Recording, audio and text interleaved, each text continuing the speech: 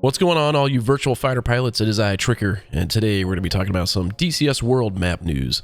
Now, if you didn't know, I did fall down with the virus, the COVID-19 virus. Everything's doing good. We're doing good. We're recovering. Everything was good, just mild symptoms. So appreciate all your support there. Now, we're going to be talking about some DCS World news, and it's in regards to the maps. And we have the Kola Map region as well as the Sinai Map region. And I'm excited for both of these. But we're also going to be talking about maps that you all, including myself, would like to see inside of DCS World. So let's take a look. Okay, so the first map we're going to talk about is the DCS Sinai map by a third-party developer, Henri Tech. Now, they're a new third-party developer, so this is going to be some good news. We've got more third-party developers coming into DCS World, so exciting news there. And from the DCS World newsletter, it says this is a stunning representation of the Sinai Peninsula, eastern Egypt, and southern Israel, and it will provide many opportunities for missions and campaigns based on fictional and historical scenarios. So I can already picture Mirage F1s and MiG-21s flying over this region and just flying over the tombs, over Cairo, over the Nile. It's going to be a pretty awesome map, I think. So the total size of the DCS Sinai map is 1,500 by 1,000 kilometers, of which 700 by 700 will be in high detail. Now, there's going to be some unique terrain here in the Sinai region, including mountains, rivers, desert, agricultural areas, seas, and bays, to provide you with a variety of missions and campaign settings. So the map is designed to represent early 2000s up till our present day, and it's also going to include up to 40 airfields, military and civilian. So again, that's from the DCS newsletter, and I'll link that in the description below. But seeing these screenshots, I can just see the level of detail that Henri Tech is bringing here, and I'm actually excited to see what they can do in the future.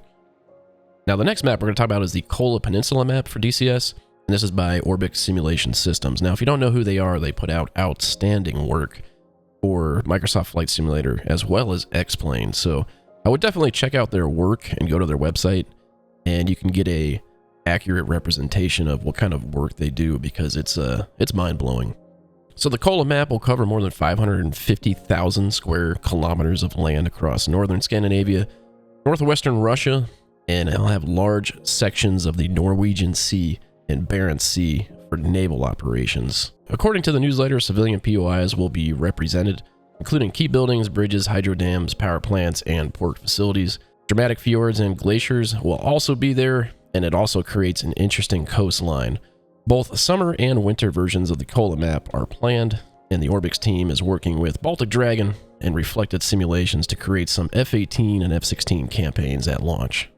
So I did do a poll on my YouTube channel here on the community section. I do appreciate everybody that took the time to fill it out, put in their comments, and I did ask, which terrain are you excited for next?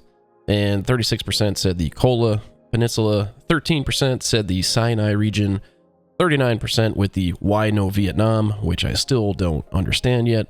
I have a Florida Cuba idea that I'll run by you. That's at 5% and other at 8%. So again, I do appreciate everybody's time for filling this out for me to help out with the video.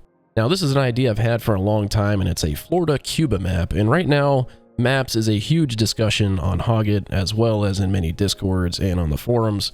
And this is just an idea that I've had for quite a while, and I think this would set up a lot of interesting scenarios. Now, I know a lot of people don't like this because there wasn't actually any battles that actually happen, but this is a sandbox game, and we can have a lot of fun with fictional scenarios. We can have a bunch of blue players up in Florida, a bunch of red players down in Cuba, and we have tons of ocean that we can have multiple carrier groups, and we could also be battling it out for the Bahamas. So again, this is just a quick little idea that I had, Florida versus Cuba, battling it out for the Bahamas. I think there's some interesting scenarios, replayability there, and that's why I really enjoy this idea. All right, so next is the Vietnam map, and this is probably the most voted on map that I've had in all my polls for maps to come to DCS World. Now, I'm not sure why no one creates a Vietnam map yet. The only thing I can think of is maybe there's a performance issue with all the jungles. I just don't know. Now, I really wished that someone would come out with a Vietnam map, because there's so many aircraft that we have already and that are coming to DCS World that it would fit it perfectly, especially with the F4 coming out by Heat Blur. So the next region is the Balkans region, and I could see myself really enjoying this one. This is actually one of my favorite campaigns inside of Falcon BMS, and if you haven't done that campaign yet, I would recommend that. So I can see a ton of replayability here, tons of places that you can spawn, as in different airfields that you can fly to, lots of unique terrain, and lots of historical value.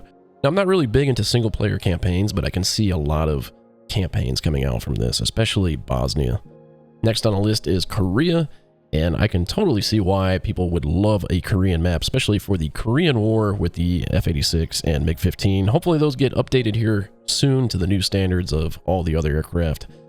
But there is a lot of scenarios that we can have here against South Korea and North Korea. So next is the Fulda Gap, and this was probably my second most commented reply to my poll on YouTube, so I thank everyone who took the time out of that to do that for me. And I can totally see why everyone loves this region. There's a lot of historical value, and there's going to be a lot of cool Cold War scenarios that we could do. Now, the only issue I have here with this map region is it would have to go so far north to include the ocean, because people love their naval operations, and I believe that's what a really big selling point for a lot of these maps is, including every aircraft into one map. If you have a land-based map only, then it's kind of restricting everybody, kind of like Nevada, the NTTR map. That's my favorite map, but I know a lot of people don't fly it because they can't do naval operations or carrier ops. Now, the only thing they can really do is expand Nevada all the way out to California, and I think that would be an amazing addition, because then you could have naval operations, including the NTTR map, and having giant red flag scenarios. So I really appreciate all the help with the responses in the poll, as well as all the regions that you selected in the comments. I tried to accommodate everybody and selected the most commented regions. You know, if your region wasn't selected, make sure you comment below, let me know, so that way, you know, everybody can know, like, hey, what do you want? What do you want inside of DCS World, you know, to come here? And I'll leave you with this little tweet here that Nineline put out. He says, as our technology grows and matures, we could see larger areas. And remember, the ultimate goal is the entire world. How this will work out will be made more clear as it develops. For now, you have to play in chunks, even though these chunks are quite large. So that's a pretty interesting tweet. So eventually, DCS World is going to be the entire world. But for now, we have these big chunks. And I'm curious what chunk of the map or the world that you like. So comment below. Let me know. It's good to seeing you guys. Take care.